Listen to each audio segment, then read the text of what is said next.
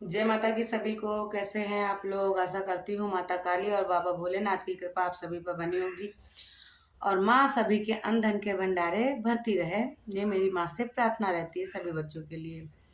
आज मैं आपको ये बताऊंगी कि जो हम पूजा पाठ करते हैं, सिद्धि साधनाएं करते हैं, XYZ जो भी करते हैं, जो भी भक्ति भाव से रिलेटेड हम जो भी चीज़ें करते हैं, सिद्धि साधनाएं, पूजा पाठ, हवन जो भी करते हैं, तो क्या ये बिना गुरुओं के करनी चाहिए? क्या कोई भी सिद्धि साधना बिना गुरुओं के हो सकती है?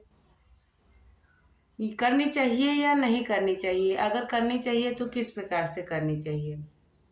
तो किस प्रकार से करनी चाहिए तो बाद में सवाल आता है कि कहीं ना कहीं अगर आपने गुरु नहीं भी बनाए, तो अगर कोई गुरु होगा, आपने बनाए हैं या नहीं, अगर कोई गुरु होगा वो आपको बता रहा है कि इस प्रकार से आप बिना गुरुओं के ये चीज कार्य कर सकते हो, तो आप भले ही कीजिए वरना ना कीजिए। क्योंकि कोई भी सिद्धि साधना है बिना गुरु के पूरा नहीं हो पाता है। जब हमारे ऊपर समझ लीजिए कि कोई व्यक्ति है, उसके ऊपर किसी प्रकार की कोई सवारी आ रही है, कोई सवारी आ रही है और वो बिना गुरु के किसी के संकट काट रहा है, किसी की कोई चीजें बता रहा है, वो कुछ भी कार्य कर रहा है, तो यहाँ पर होता ये है कि आपने सामने से सबके संकट काट दिए, सबको चीजें बता दी। वो सारी चीजें आती हैं, कहाँ जाती हैं? वो आपके पास आ जाती हैं।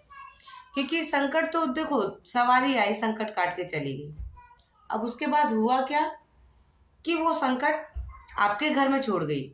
अब वो गुरु होता तो ये चीज बताता कि बेटा दूसरों का संकट तो काटना है, लेकिन संकट काटने के बाद जो संकट तुम्हारे घर में है उसको कहाँ भेजना है। क्योंकि अगर मान लीजिए नारियल से संकट उतारा, नींबू से संकट उतारा, कैसे भी उतारा, तो माँ ने तो उतार दिया, उस पर तो वो संकट हट गया, लेकिन वो आपके घर में रह गया। क्यों?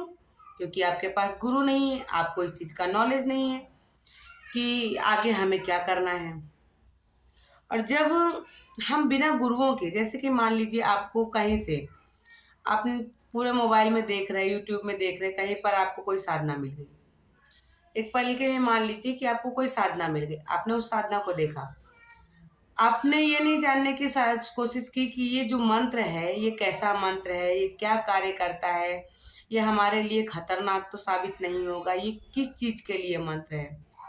आजकल मंत्रों में भी ऐसा हो रखा है, शायद कोई बताता है नहीं बताता है, मंत्रों में भी ये हो रखा है कि लोग क्या करते हैं ना, जो जिनको नॉलेज है, जिनको बहुत ही ज़्यादा उच्च पावर की नॉलेज है, वो क्या करते हैं, अपने द्वारा मंत्र बनाते हैं और उसमें क्या करते हैं ना, जैसे कि उनके जो पाप होते हैं वो सारे उसमें डाल देते हैं और वो फिर वो चीज़ वो लोग यूट्यूब पे डाल देते हैं, अपने द्वारा मंत्र को बनाकर, अपने तरीके से मंत्र को बनाकर, अपनी जो गलत कार्य हैं, जो भी उन्होंने पाप वगैरह किए, वो सारे उसमें डाल देते हैं। और सामने वाले व्यक्ति को ये लगता है कि अरे वाह, हमें तो साधना मिल रही है फ्री में, ये साधना ले लेते कर लेते। तो वहाँ पे होता क्या है, आप साधना तो ले लेते हैं, मोबाइल से देखा, यूट्यूब पे देखा, गूगल पे सर्च किया, साधना मिली, आपने ले लिया, करने लगे। उससे होता क्या है, जिस व्यक्ति ने उस मंत्र को बनाया है, उस व्यक्ति का जो पाप होता है ना, जितना ज्यादा आप जाप करते हैं उतना ज्यादा उसका पाप कम होता रहता है, कटता रहता है, धीरे धीरे कटता रहता है। उससे आपको कुछ प्राप्ति नहीं होती है, उससे आपको कुछ प्राप्ति नहीं होती है। जो व्यक्ति ने उस मंत्र को बनाया है, उसके अंदर जो भी अपनी चीजें डाली हैं वो उस जगह पे काम करती, उसकी चीजें खत्म होना नष्ट होती रहती है धीरे धीरे, पर आपकी चीजों में कोई आपका कुछ उसमें फायदा नहीं होता है। इसीलिए बोलते हैं ना कि आप कहीं से भी कोई मंत्र को अगर उठा के कर लेते हो ना, तो उससे आपको कुछ हासिल नहीं होता है। क्योंकि बहुत सारे मंत्र ऐसे होते हैं, ऐसे लोग डाल देते हैं, अपने पापों को उसमें डाल देते हैं और दूसरा करता रहता है, उनके पाप करते रहते हैं, और सामने वाला व्यक्ति ये बोलता है कि हम तो साधना कर रहे हैं, हम तो मंत्र जाप कर रहे हैं, हमको तो कुछ नहीं मिल रहा है। तो इसलिए ऐसा होता है। इसीलिए अगर वही चीज हम गुरु से साधना बाकायदा लेकर, गुरु धारण करके साधना करते हैं ना, तो अगर हमने छोटी से छोटी भी साधना करी है ना, तो उसका भी हमें संपूर्ण फल प्राप्त होता है। क्योंकि हम गुरु की जानकारी में कर रहे हैं, हम किसी के बताने पे कर रहे हैं। अब आप सोचिए, एक नर्सरी क्लास का बच्चा है, उसको आपने छोटा बड़ा की बुक पकड़ा दी, तो वो ले लिया। अब उसका जो मन में आ रहा है, 3 साल का बच्चा है, 2 साल का बच्चा है, 4 साल का बच्चा है, उसको जो मर्जी, बुक तो उसको मिल गई। अब उसको जो समझ में आ रहा है वो उसमें से वो बोल रहा है, अपनी मर्जी से वो अपने हिसाब से बोल रहा है। लिखा उसमें कुछ और है, उसका मतलब कुछ और है, और वो बोलता कुछ और है।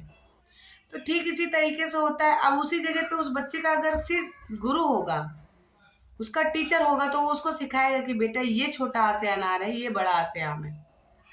तो इसी तरीके से इस सिद्धि साधना के भी दुनिया में, भक्ति लाइन में भी यही चीज है कि आप जो सिद्धि साधना भक्ति करते हैं बिना गुरुओं के मत कीजिए, खतरनाक साबित होता है। आप कई बार होता है कोई भी साधना कर रहे होते हैं, आपको नहीं पता चलता है, आप सोचते हैं भगवान का मंत्र है, जाप कर लेता हूँ। आप भगवान को बुलाने के चक्कर में आप सामने अपने घर में भूत प्रेतों को इकट्ठा कर लेते हैं। कई बार तो लोग मंत्र जाप करते करते ना अपने घर में शमशान की सारी शक्तियां इकट्ठा करके रख लेते हैं।